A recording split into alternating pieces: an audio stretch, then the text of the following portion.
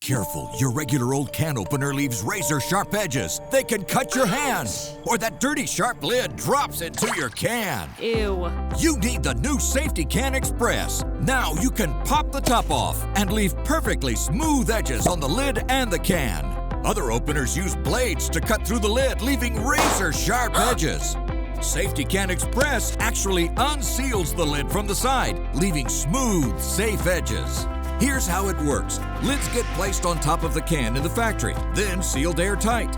Safety Can Express uses a steel roller driven by powerful gears to break that seal open without cutting into the lid, leaving edges that are incredibly smooth. Safety Can Express opens pop-top cans too. No need to struggle or break a nail. And watch this. After it's open, the lid stays put. It won't spill a drop till you pop the top. And it reseals for leftovers.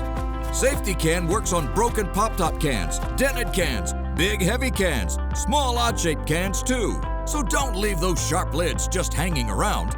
No more sharp steel when Safety Can breaks the seal.